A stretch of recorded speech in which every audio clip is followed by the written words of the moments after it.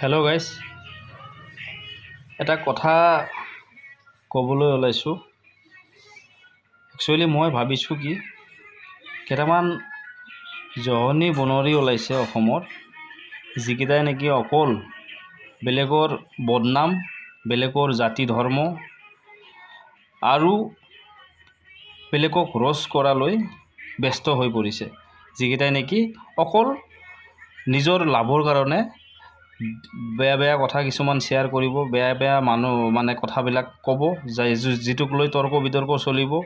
ডাঙৰ ডাঙৰ ক্ৰিয়েটাৰবিলাক তেওঁলোকৰ লগত কাজিয়া কৰিব। সেই মৰ্মে সেই জহনী বনৰীকেইটাই নিজৰ আইডিটো বহুত ষ্ট্ৰং কৰি লৈ আছে আৰু তেনেকৈ আৰ্নিং কৰি আছে।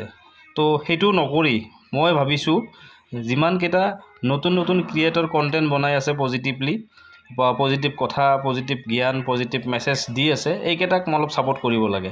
আৰু এইকেইটাৰ লগত কোনো ধৰণৰ তৰ্ক বিতৰ্ক কৰিবই নালাগে, যিটোৰ কাৰণে তেওঁলোকৰ ফলোৱাৰ্ছ বাঢ়িছে, তেওঁলোকৰ আৰ্নিং বাঢ়িছে। সেইটো হ'বই নালাগে একচুৱেলি। তেওঁলোকে কেনেকৈ আগবাঢ়ে সেইটোও দেখা যাওক। তো সেই কথাষাৰ মই মনত কৰি দিব পাৰিছোঁ। যদি সম্ভৱ হয় এইটো বস্তু কৰিলে ভাল হয় মোৰ মতে। Thank U.